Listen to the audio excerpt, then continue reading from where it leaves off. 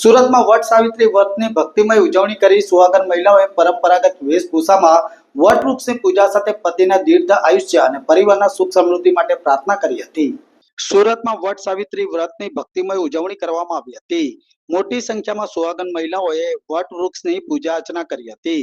વટ વૃક્ષની પરિક્રમા કરી અખંડ સૌભાગ્યની કામના સહિત પતિના દીર્ઘ આયુષ્ય અને પરિવારના સુખ સમૃદ્ધિ માટે પ્રાર્થના કરવામાં આવી હતી।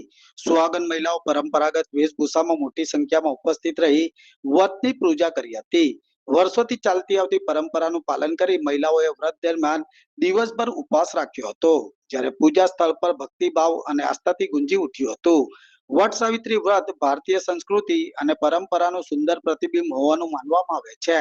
આ ધાર્મિક માહોલ વચ્ચે મહિલાઓએ પરિવારના કલ્યાણ માટે પ્રાર્થના કરી જય જગન્નાથ અને ધાર્મિક જયઘોષ સાથે પૂજા વિધિને પૂર્ણ કરી હતી, જ્યારે મહિલાઓના ચહેરા પર પણ વ્રત અંગેનો અનેરો આનંદ જોવા મળ્યો હતો।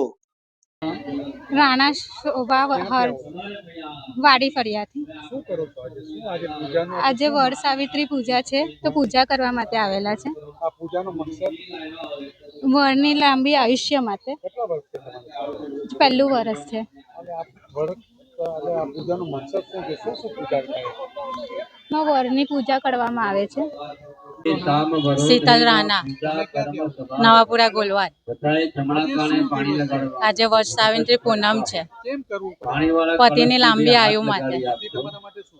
પતિ અમારા માટે બધું જ કરે છે, જે જોઈએ તે આપે છે, કમાઈને અમારું કરે છે। અમે હાઉસવાઈફ છે।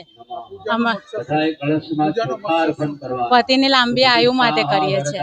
બીજું શું શું બોલો એમાં શું શું કરવાનું?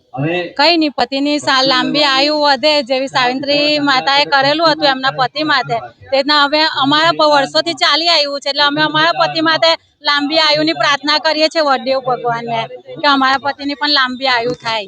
પ્રિયંકા રાણા, ક્યાંથી આવો છો? નવાપરા લીમડી શેરીથી।